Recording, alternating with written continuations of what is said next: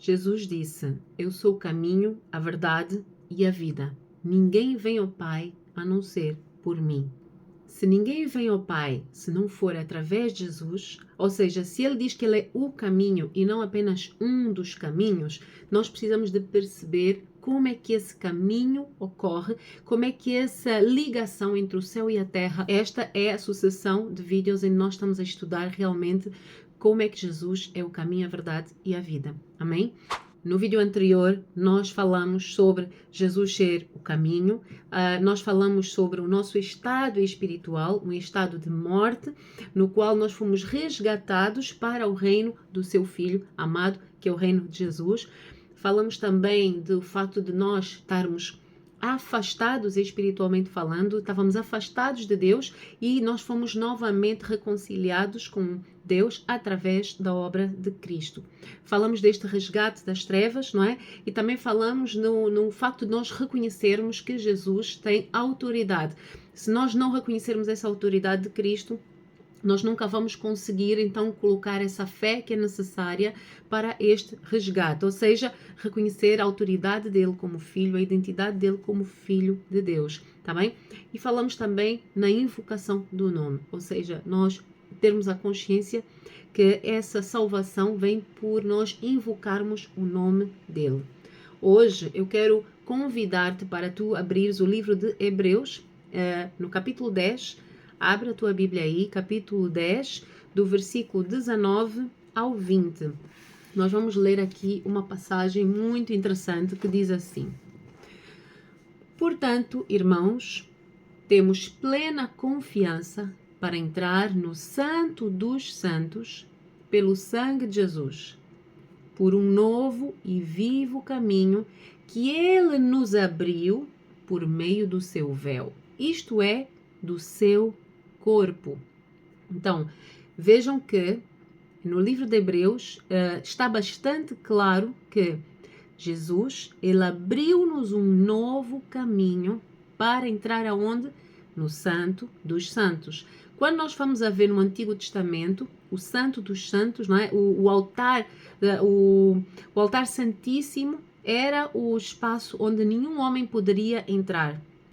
Somente um sumo sacerdote, tanto o homem eleito por Deus, é que poderia entrar para fazer a purificação dos pecados do povo.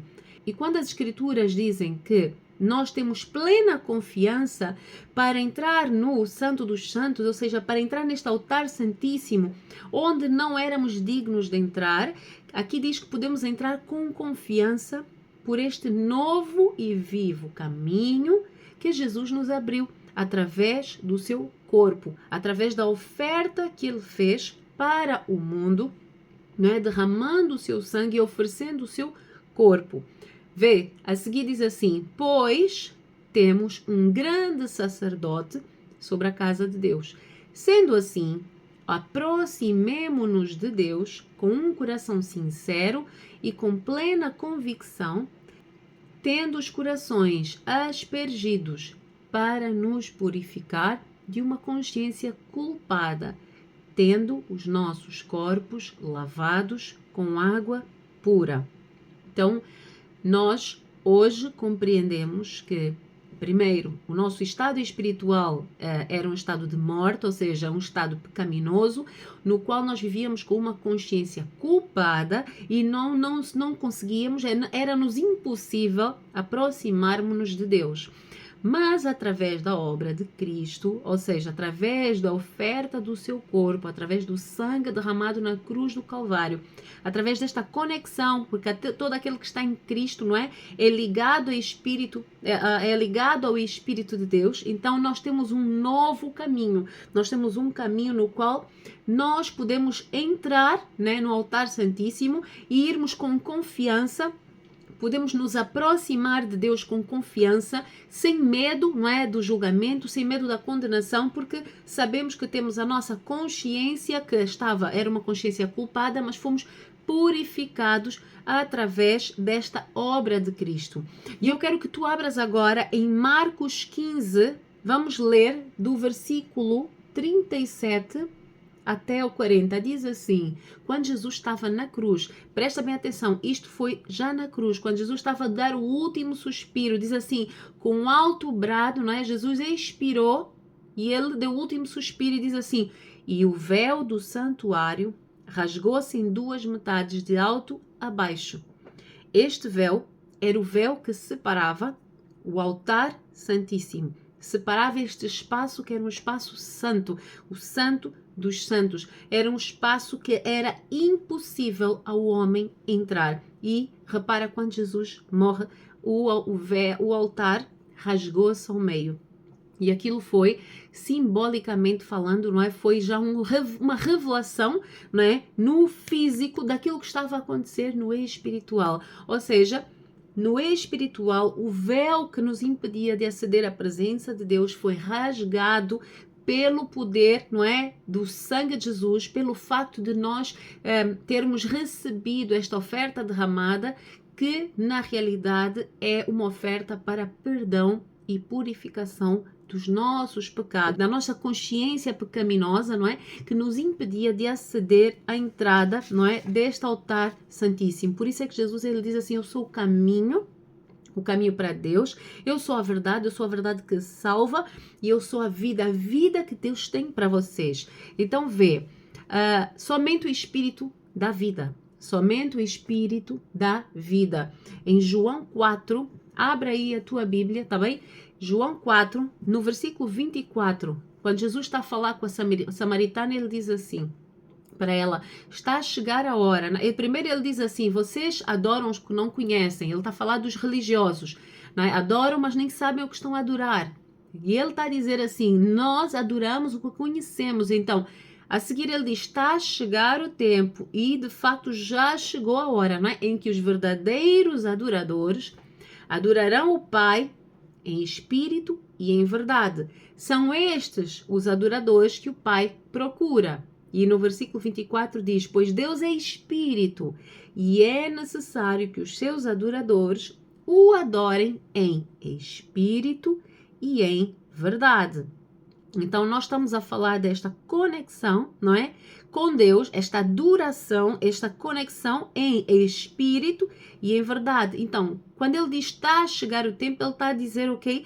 Quando o Espírito for derramado, o Espírito Santo, não é? É o que nos vai permitir conectar-nos com Deus, adorando a Deus em espírito, tá? E em verdade, porque Deus é espírito. Deus não é uma estatueta, Deus não é uma imagem para nós adorarmos.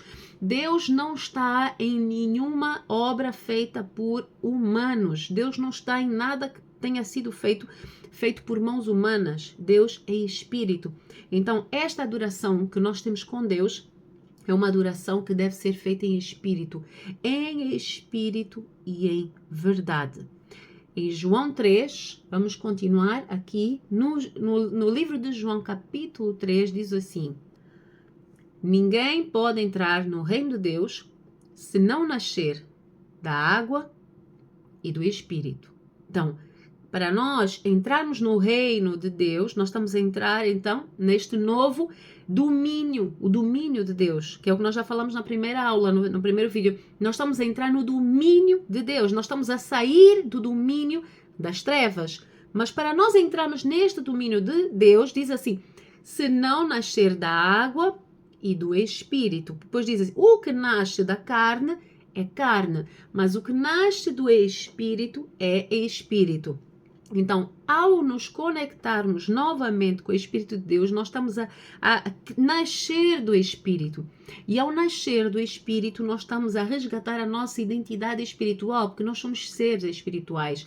Deus é Espírito. Este corpo é um corpo carnal, tá? E nós somos nascidos da carne, sim, mas aqui nós estamos a falar de um novo nascimento. É um nascimento em Espírito, no qual o Espírito de Deus é derramado sobre nós e o nosso velho eu, a nossa velha identidade, a nossa velha forma de viver, não é? É crucificada, é sepultada na cruz do Calvário, é sepultada a partir do momento em que nós renascemos novamente em espírito. Por isso é que Jesus ele diz assim, é necessário que vocês nasçam de novo. Este processo, esta mudança é uma metanoia. na forma de pensar, na forma de viver, na forma de agir, em tudo que nós fazemos, nós passamos por um renascimento. Esta metanoia que é a verdadeira religião. Atenção, a religião é criada pelo homem, mas quando eu falo na religião é no sentido da nossa fé. Qual é a fé que tu tens? Tu tens a fé em Cristo. Então, é necessário renascer, é necessário nascer de novo em espírito, adorar a Deus em espírito e em verdade. Ou seja, tudo que é mentira tem que sair, não é? Todo o comportamento antigo que alimentava a carne, que alimentava o quê? A inveja, a raiva, a cobiça, a maldade, tudo que alimentava esses pecados, nós temos que crucificar e renascer em espírito. Então, nós estamos a falar desta conexão que existe entre o crente e Deus, que é através do espírito. E é o espírito que dá a vida, ok? Nós, para recebermos a vida que Deus tem para nós precisamos de nascer no espírito, não é? Para receber a vida. Abra aqui em Romanos 8 e tu vais compreender melhor. Romanos 8, versículo 11, diz assim: se o espírito daquele que ressuscitou Jesus dentre os mortos habita em vocês, então aquele que ressuscitou Cristo dentre os mortos também dará vida aos seus corpos mortais por meio do seu espírito que habita em vocês. Então, Jesus disse: eu sou o caminho, a verdade e a vida. Eu sou o caminho, a verdade e a vida, certo? Então, o espírito é que dará a vida aos nossos corpos mortais. Então, se aquele que nasce da carne é carne, então o nosso corpo carnal é um corpo mortal. A vida que o Espírito nos promete é a vida eterna. Mas aqui na Terra é uma vida que flui, é uma vida, a vida eterna é uma vida na presença de Deus, é uma vida constante na presença de Deus, saindo do domínio das trevas e estando sob o domínio do reino de Deus. Então, se o Espírito dará vida ao nosso corpo mortal, vocês veem que a seguir diz: por causa do Espírito dele que habita em vocês. Então, esta vida que é prometida para o cristão é uma vida na qual nós podemos viver em paz e em segurança, no qual sabemos que estamos em comunhão com Deus. E essa vida é dada por meio do Espírito Santo que habita em nós. Mas o Espírito Santo, para habitar em nós, eu tenho que passar a primeira fase, que é compreender que Jesus é o Filho de Deus, enviado por Deus para a salvação da minha alma, para o perdão dos meus pecados, e através dessa obra eu aceito, não é? Quando eu aceito Jesus como o Senhor e Salvador da minha vida, então eu recebo o Espírito de Deus, e esse mesmo Espírito é o que nos vai dar a vida espiritual. Agora, o que é que nós precisamos aqui de analisar? O que é a morte e o que é a vida? O estado que nós vivíamos antes de conhecer Cristo era um estado de morte. E se tu, neste momento, estás a ouvir este vídeo e ainda não compreendeste a obra de Cristo, neste momento estás afastada de Deus, a única coisa que te falta compreender é que este estado de morte é um estado de afastamento. Mas o estado de vida é um estado na presença de Deus, com o Espírito de Deus. E é isso que nós buscamos, para que nós possamos viver este relacionamento, porque a vida eterna é uma vida de relacionamento com Deus. É uma vida em que nós estamos em comunhão com Deus. Nós precisamos de reconhecer o estado que estávamos, o resgate que precisamos e como é que este ocorre. É o Espírito Santo, ao ser derramado nos nossos corações, que vem semear em nós, não é? Colocar as leis de Deus no nosso coração para que nós possamos viver de acordo com os mandamentos, não pela força, não por imposição religiosa, mas por amor. E esse estado, né, esta vida é a vida que Deus quer aos seus filhos, os verdadeiros adoradores, em espírito e em verdade. Amém?